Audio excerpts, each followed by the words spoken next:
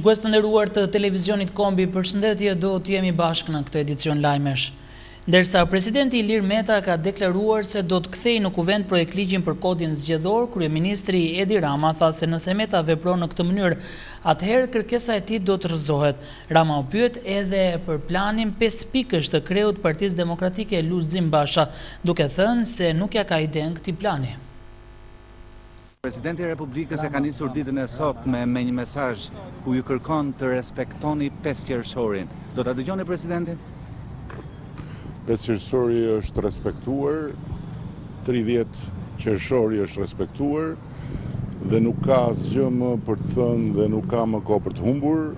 Presidenti bën mirë ta firmos ose ta kthej sa më parë në mënyrë që të vazhdoj implementimi, sepse koha për implementimin është shtrënguar dhe ne do ta votojmë fiks siç e kemi votuar. Lulzim Basha ka deklaruar se nëse nuk e merrni parasysh planin me 5 pika për sa i përket daljes nga kriza e Covid, atëherë ju do mbani përgjegjësi jo vetëm politike, por dhe penale. Kush është ky plan me 5 pika? Nuk kam iden për asnjë plan me 5 pika. Nisur nga fakti që është një çështje e nxehtë nga politika, puna e parë që ka bërë Komisioni Zgjedhor Shtetëror të Zgjedhjeve ose KQZ-ja e re është ngritja e grupit punës për implementimin e teknologjisë në zgjedhje. Komisioneri shtetëror Ilirian Celibashi është shprehur se shumë shpejt do të përgatiten edhe draftet me aktet përkatëse. Gjithë unë rastin që si komisioneri shtetëror i zgjedhjet të uroj për suksese në punë anëtarët e rregullatorit dhe anëtarët e KAS-it, me prezantimin në detyrë të anëtarëve të këtyre dy strukturave. Tashmë institucioni i KQZ-s formëzohet në mënyrë të plotë.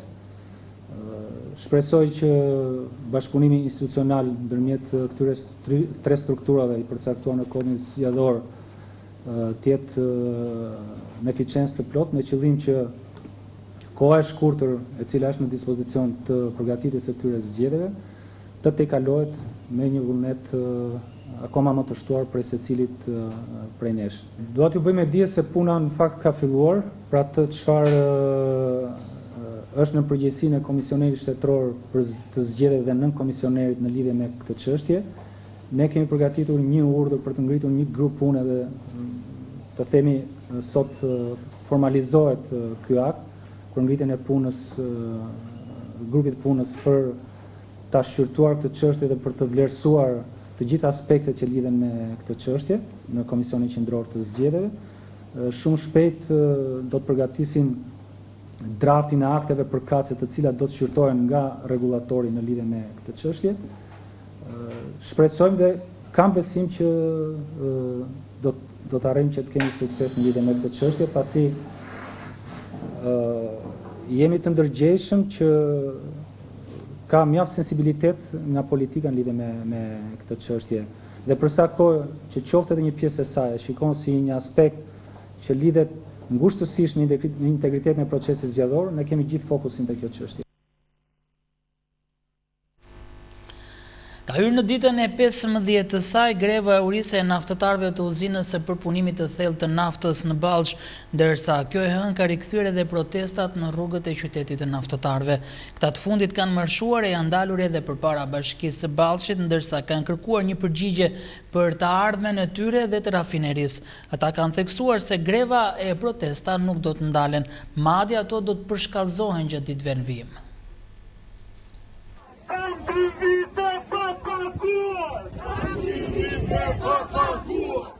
Ashtu si kundër edhe kishin deklaruar naftëtarët e uzinës së përpunimit të thellë të naftës në Ballsh. Këtë të hënë kanë zhvilluar një tjetër protest marshim në rrugët e qytetit të Ballshit. Që në orët e para të mëngjesit, ata janë nisur me banderola në duar drejt bashkisë së qytetit të Ballshit.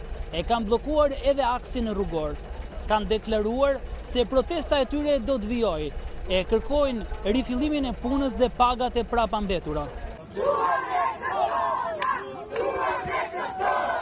Pse s'mendoni për naftëtarët që kanë një jetë të tërë, që hujen muan, jam me kancer në gjak.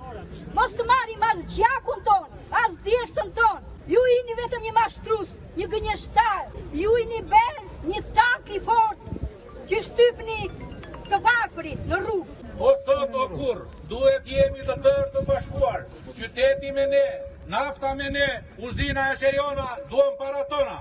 10 naftëtar vazhdojnë të jenë të ngujuar në një grevurie në mjediset e qendrës shëndetësore të uzinës së përpunimit të thellë të naftës në Ballsh. Prej 15 ditësh ata bëjnë rezistencë e kërkojnë të drejtat e tyre.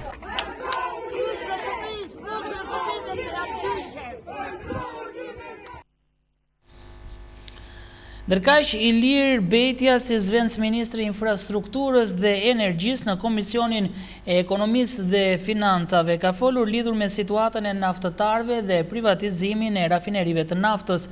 Ai ka thënë se ky është një proces që vjen si dramë lindur që në vitin 2008 nga familja e ish-kryeministrit Sali Berisha dhe njerëzit përreth tij. Për KPTH-n, pyetja për punëtorët, e kemi thënë dhe më parë, është një marrëdhënie private, një biznesi privat me punojës të tyre. Kompania është në pronësi në një kompani azere, fabrika është në pronësi në azerve, quhet Allum Energy, të cilët e kanë blerë këtë kompani që në shtator të 2017 nga zyrat përmarimore për llogaritë të bankave që i kanë pasdhënë kredi atëre Armos së dikushme.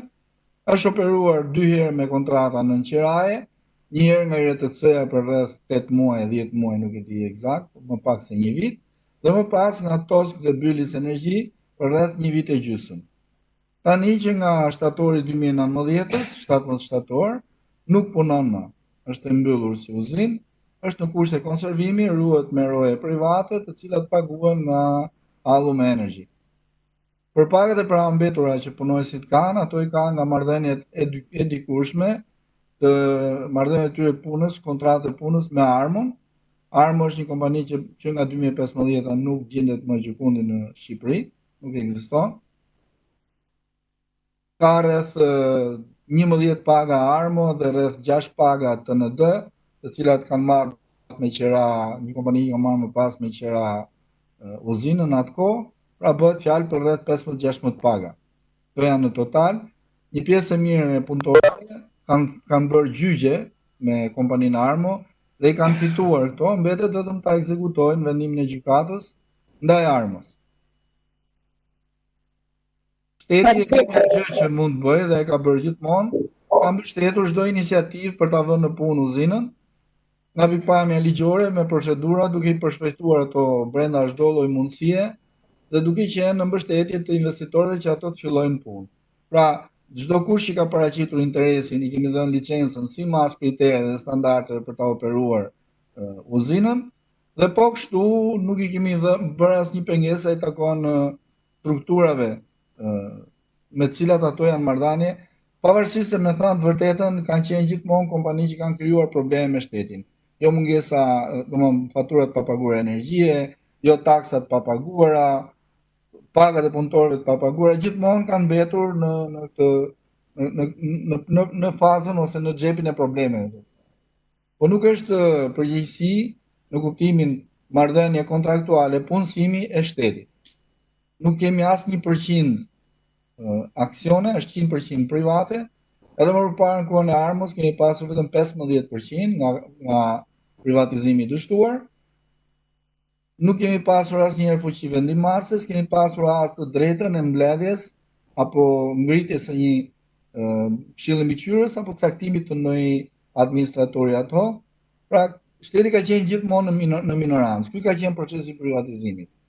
Një privatizim jo vetëm i dështuar, po dhe korruptiv, është në gjenezën e tij korruptiv, që në fazën e parë, që mënyrën se si u privatizua, më pas si u rritën kapitalet, më pas se si u lanë pasurit fabrika në hipotekë kolaterale për bankat.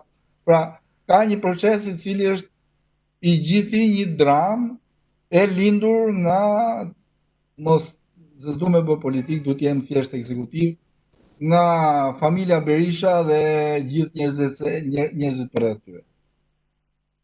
Që në 2008. Ministrja e Shëndetësisë e Mbrojtjes Sociale Ogerta Manastirliu në faqen e saj në Facebook ka publikuar një mesazh drejtuar qytetarëve për mbajtjen e maskave mbrojtëse në të gjitha ambientet për të ndihmuar sistemin shëndetësor dhe frenuar përhapjen e COVID-19.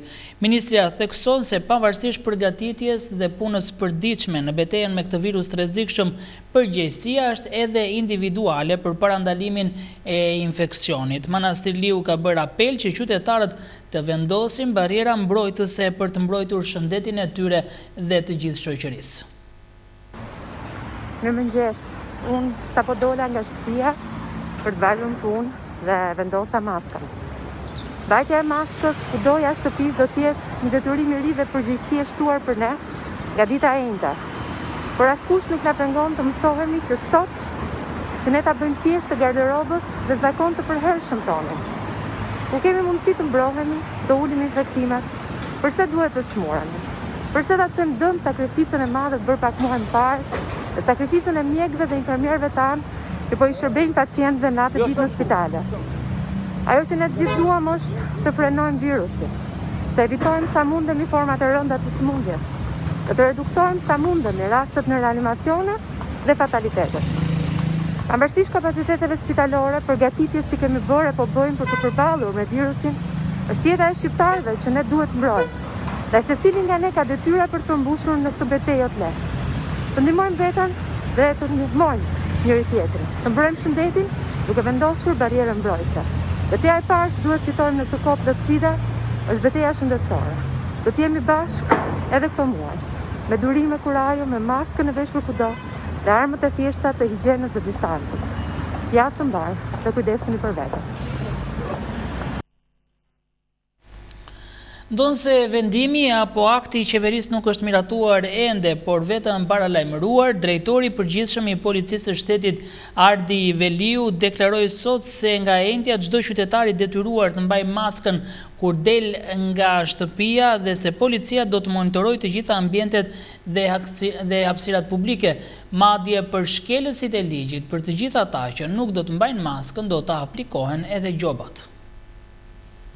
Të nderuar qytetarë, rastet e shtetasve të infektuar me COVID-19 kanë shënuar një rritje të lehtë, sipas të dhënave të fundit të Ministrisë së Shëndetësisë. Një rritje e tillë e të infektuarve po vërehet edhe në shumë vende të tjera të botës.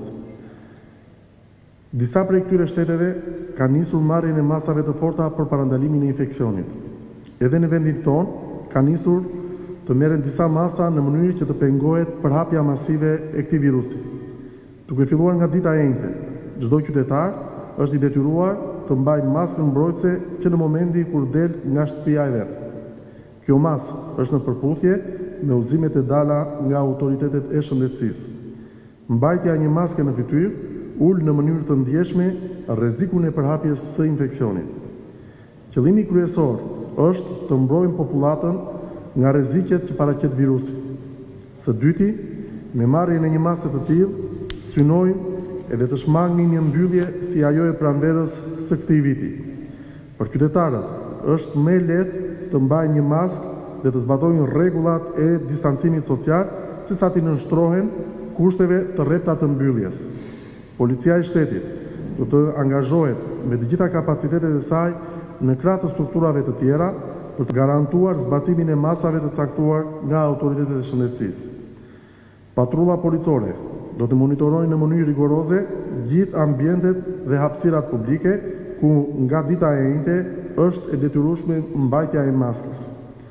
Duke përfituar nga rasti, ftoj qytetarët, siç kanë dëshmuar edhe më herët, në masë të madhe, vullnetin për bashkëpunim që të respektojnë masat dhe të mbështesin autoritetet policore në zbatimin e këtij detyrimi. Në çdo rast të konstatimit të shtetasve që shmangen detyrimin ligjor, Policia e Shtetit do të reagojë në përputhje me ligjin dhe detyrat e saj funksionale. Qëllimi ynë nuk është të ndëshkojmë qytetarët, por mbrojtja e jetës dhe e shëndetit të tyre. Ndaj, duke besuar se qytetarët do të jenë në krahun tonë për të minimizuar efektet e pandemisë, bëj thirrje që të gjithë bashkë të tregojnë se vetëm duke respektuar rregullat mund të ndërpresin zinxhirin e transmetimit të këtij virusi të rrezikshëm. Faleminderit.